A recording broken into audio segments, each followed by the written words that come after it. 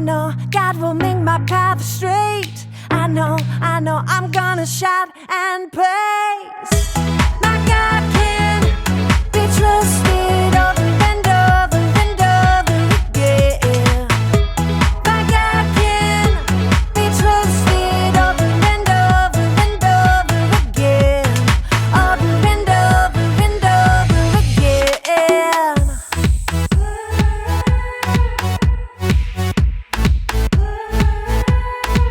When I am up, when I am down, when life turns me around, should I go left?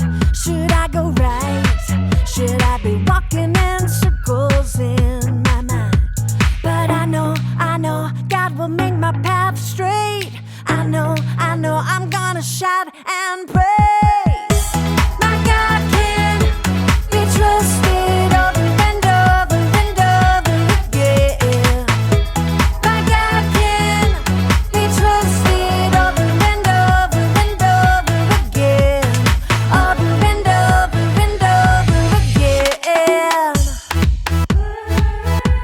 I'm confident. My God can. I'm confident.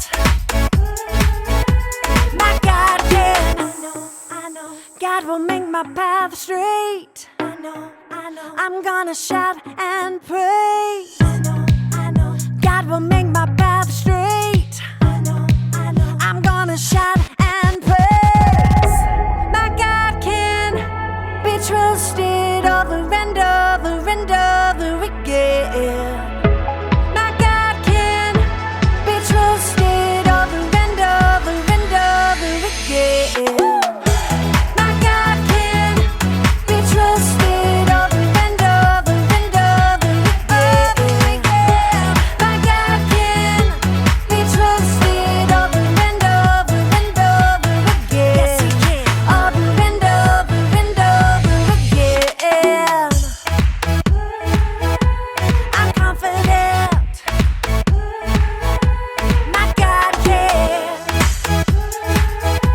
I'm confident. My God can. Over and over and over. I can trust Him. Over and over and over again. Welcome to Story Lab.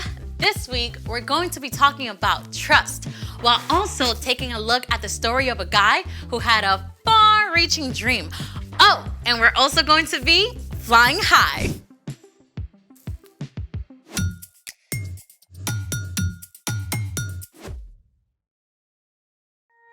Hey there, I'm Amaya. And I'm Zeke. And today we're talking about trust, which is putting your confidence in someone you can depend on. And I'm depending on you to tell me what we're doing today. Have you ever been to the circus? Oh, I went once. And what was the coolest part? Oh, there were these guys getting shot out of cannons and other dudes doing crazy tricks on motorcycles and lions and tigers and bears. Oh my! But what about the acrobat? Oh yes, they were awesome sauce. Did you just say awesome sauce? Hey, it's in the dictionary. Awesome sauce! Extremely good! Excellent! Okay, your point. Acrobats are legit awesome sauce. And they had to be super strong and athletic and flexible and graceful all at the same Oh, time. that must take a lot of work. Exactly. And the most amazing thing is we get to talk to an acrobat today. No way! Yes, wait. Her name is Grayson, and I'm calling her right now. Hi, everyone. Hey, Hi. Grayson. We're so excited to have you. Thank you for having me. So you're an acrobat? Yes, so I do all kinds of aerial work on trapeze, silks, lyra. The what now? Oh, well, I think I can show you guys some pictures. Trapeze, silks, and lyra. Wow. How do you even start doing stuff like that? Well, my friend had a birthday party at the circus gym, and I fell in love with it. How'd you even know how to do it? I had coaches to help me, so they got me started with a lot of the basics. Stuff like balance and strength training. Like pull-ups and stuff? Yes, lots and lots of pull-ups. You have to build up a lot of strength if you want to trust your body when you're in the air. Trusting the trapeze. For sure. So all of the apparatuses have to be tested a lot before we can trust that they're safe. Plus, we have big mats in case we do fall. Wait, so you have to trust your training and the apparatus? What about the people you work with? Well, there's my duo partner, Parker. I have to trust him a lot when he's throwing me in the air. Wait. Parker, he throws you like through the air? Yes. So I was terrified the first time we did it. But we started by practicing in spotting lines. They're like safety ropes to keep me up in case I do fall. Wow! So you have to trust your coach and your partner, plus the spotting lines, plus your training and the apparatus? All at once. So we have to communicate about everything. That is amazing. Thank you so much, Grayson. Before you go, can you show us some of your work? Yes, I'd love to.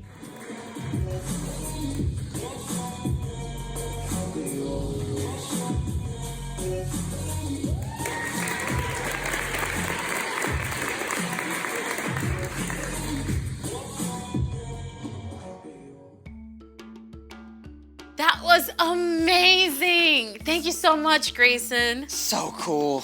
Thank you guys for having me. Bye, everyone. Bye. Think you and I could do that?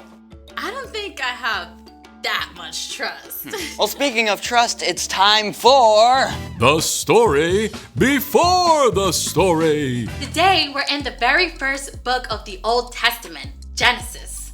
God's amazing world was broken by sin. But God chose Abraham and his wife Sarah and promised to bless the whole world through their family. And after waiting for a long time, Abraham and Sarah had a baby named Isaac. When Isaac grew up, he had twin boys, Jacob and Esau, who didn't exactly get along.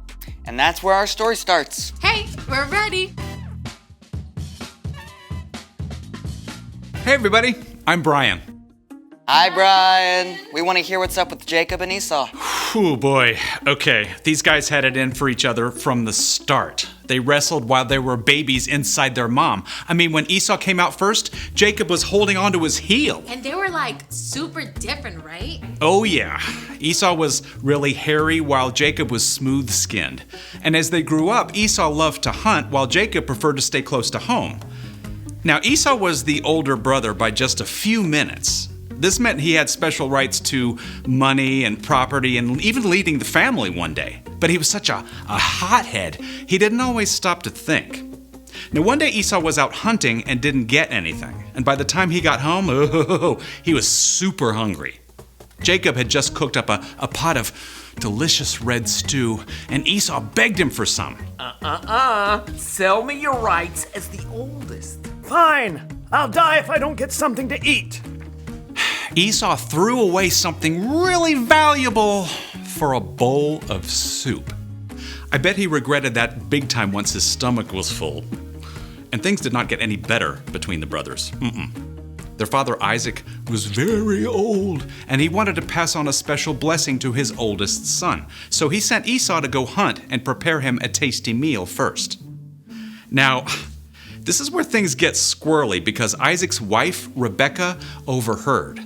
And while parents are not supposed to have a favorite kid, Jacob was definitely Rebecca's fave. Rebecca came up with a crazy plan.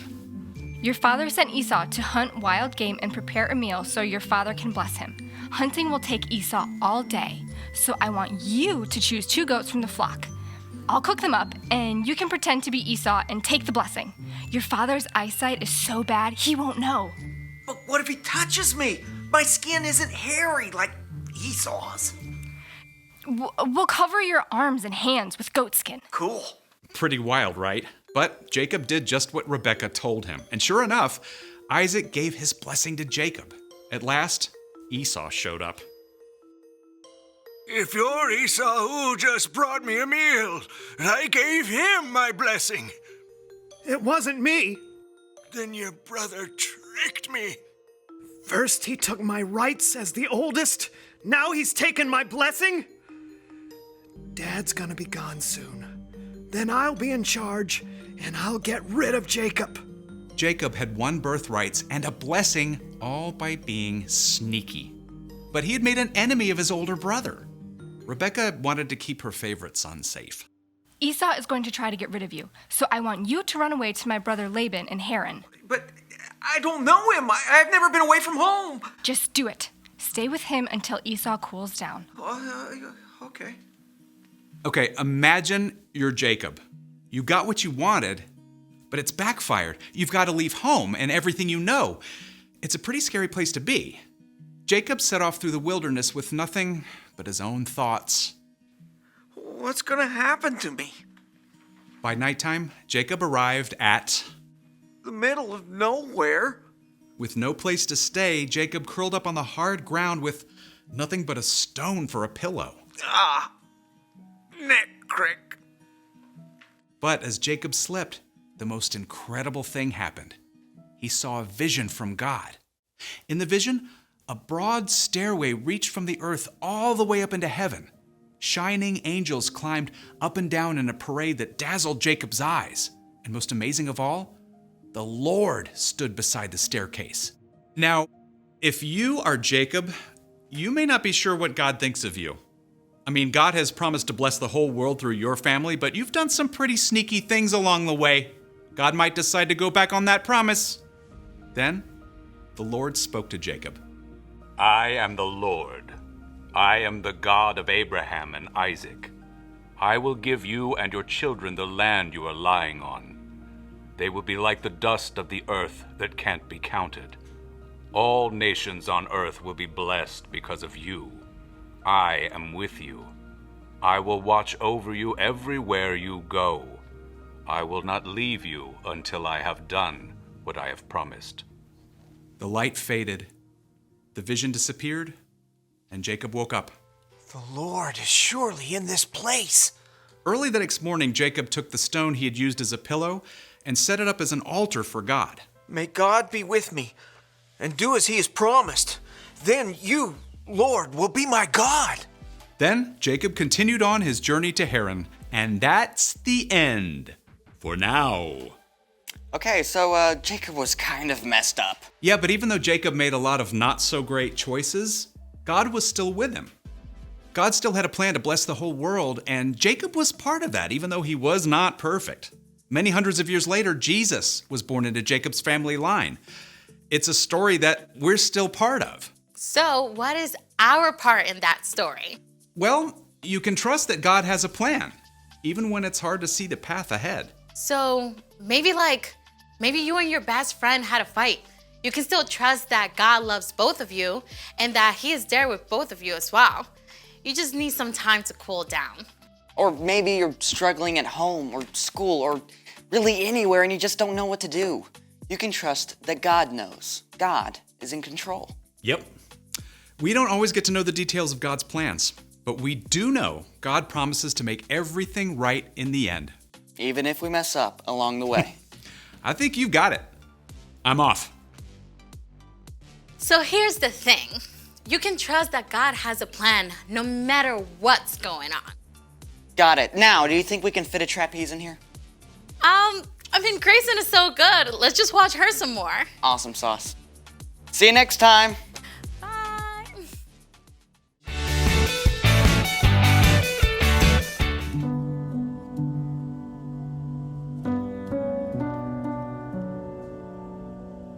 Dear God, I don't mind practicing. I really like it sometimes. Just not really thinking about anything but getting the music right. What I don't like is singing in front of people. Mrs. Varley is great. She's always been great. But when she told me that she scheduled a showcase, I don't know. I guess I panicked a little. Or a lot. I felt like I couldn't even sing the stuff that I've always practiced. I practice in a small room and only the teacher listens. It's different. I wasn't ready. At least that's what I kept telling Mrs. Varley. That is when she asked me if I thought she was a good teacher. She's taught me everything I know. Of course she's a great teacher. Then she said if I thought she was a good teacher, that I should trust her that I was ready to do a showcase.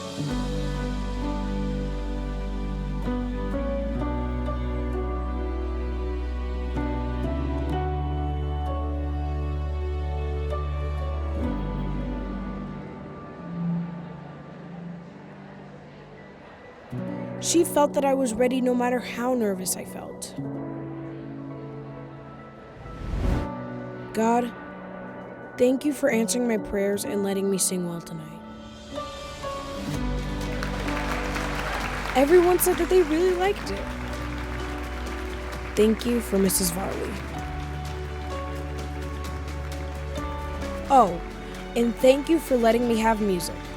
Love, Stuart.